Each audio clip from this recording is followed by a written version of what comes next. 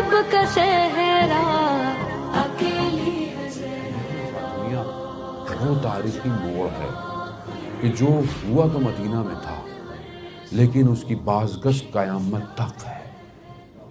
ایام فاطمیہ یہ بھی خدا کی طرف سے ہمیں توفیق ہے کہ کچھ سالوں پہلے اتنا زیادہ ایام فاطمیہ نہیں ہوتا تھا، بہت ہوتا تھا تو کوئی 1-2 مجلس ہو گئی اور گزر گئی، لیکن کچھ چند سالوں سے پوری دنیا کے اندر اب جو ہے وہ اس ایام کو بہت بہتر طریقے سے جو ہے وہ کیا جاتا ہے، مجالس بھی ہے جتنی زیادہ ہو سکتی ہیں کی۔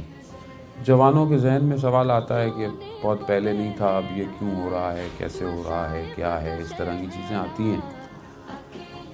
جو چیز اصل ہے وہ یہ ہے کہ اس ایام کا زیادہ ہونا اور اس حقیقت کا جو کہ کائنات کا راز ہے اس کا لوگوں تک پہنچنا اصل میں ظہور کی نشانیوں میں سے ایک نشانی ہے، کیونکہ جتنی حقیقت تاریخ میں مورخین نے چھپائی، دشمنوں نے دبائی، اس کو وقت، موقع اور جگہ کے لحاظ سے واضح ہونا بہت ضروری ہے، کیونکہ جب تک آپ اس اصل حقیقت تک نہیں پہنچیں گے ہم اس ولایت کو درک نہیں کر پائیں گے کہ جس کو پوری کوشش کی منافقین نے اسلام کے صدر ہی میں دبانے کی۔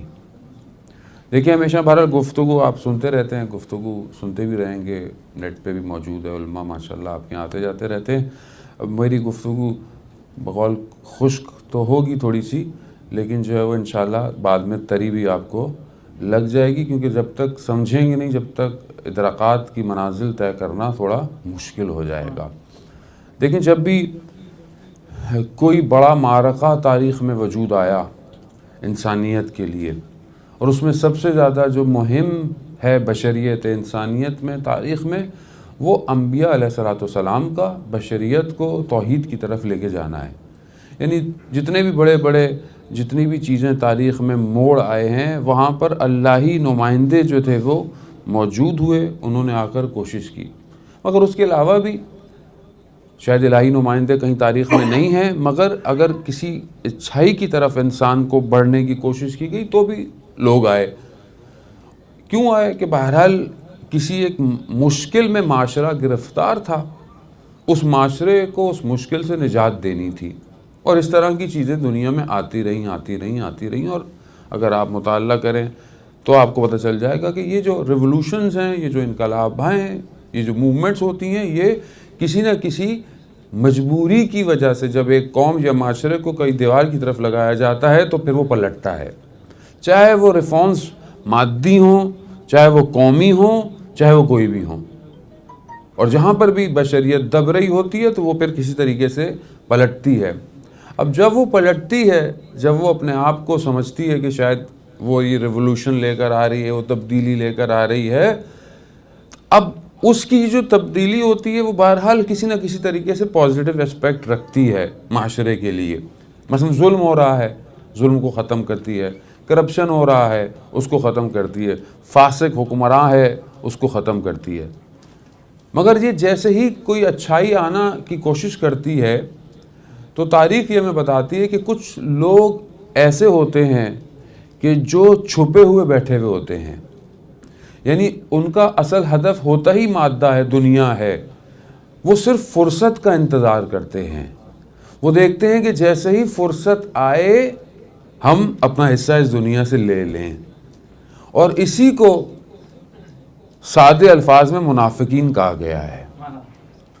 یہ منافقین پوری تاریخ میں ہیں، انہوں نے جہاں بھی دیکھا کہ کچھ آیا ہے، انہوں نے اس ریولوشن کے بعد پوری کوشش کی کہ کسی طریقے سے وہی لبادہ اوڑھیں اور جیسے موقع ملے اس جگہ کو حاصل کر لیں۔ بشریت کے اندر جو سب سے بڑا ظلم ہوا ہے وہ رسول خدا کے جانے کے بعد ہے۔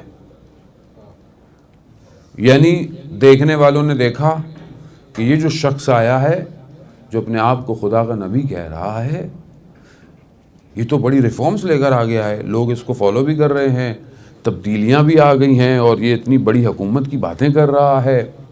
یہاں اصحاب صفہ کے پاس کھانے کے چیزیں نہیں ہیں، پہننے کو لباس نہیں ہے، مگر یہ روم اور ایران کو فتح کرنے کی باتیں کر رہا ہے.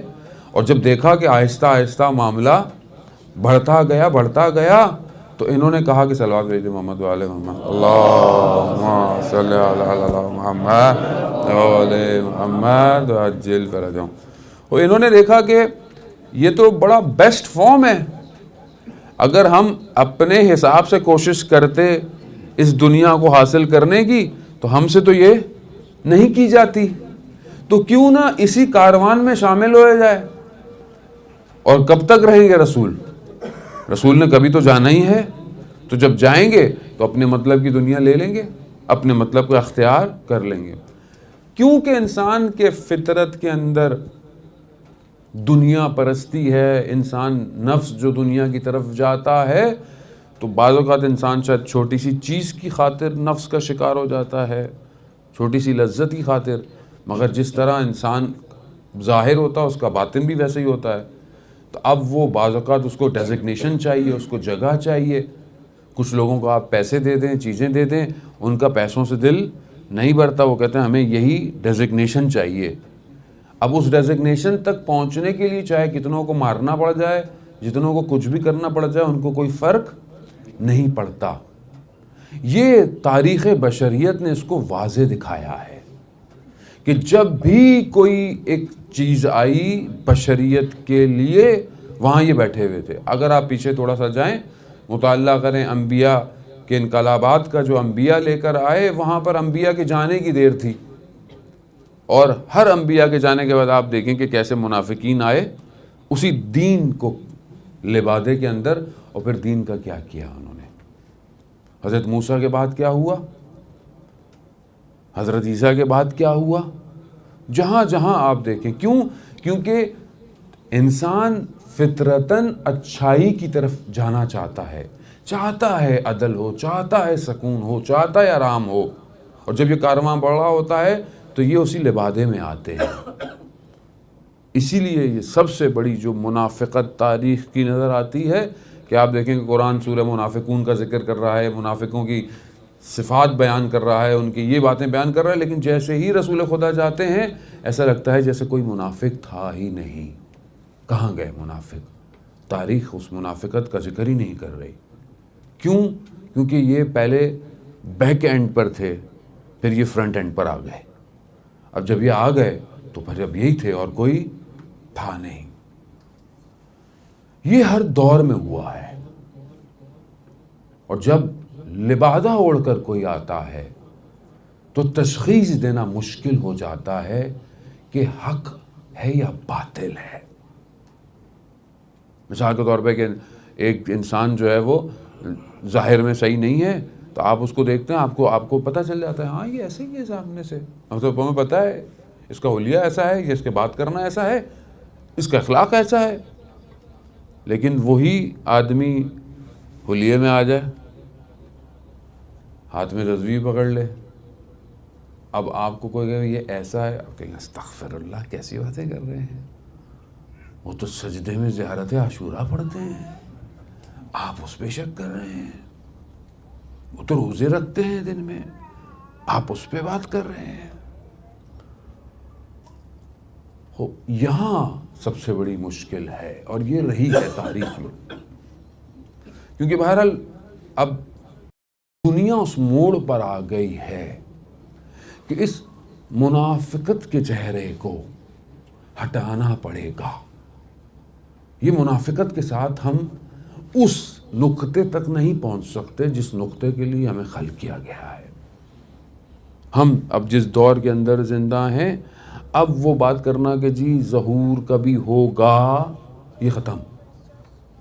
اب ظہور نزدیک آ چکا ہے. تاریخ کوئی معین نہیں کر سکتا، لیکن جو حالات معاشرے میں دنیا میں ہو رہے ہیں، اس میں اگر میں خواب خیال میں رہوں کہ مجھے کیا فرق پڑتا ہے جو دنیا میں ہو رہا ہے، ہونے دیں جی، مجھے نہیں. کیونکہ اگر آج نہیں سنبھلا تو کل صبح انا بقیت اللہ کی آواز ہو سکتا ہے میرے کانوں سے نہ ٹکرائے.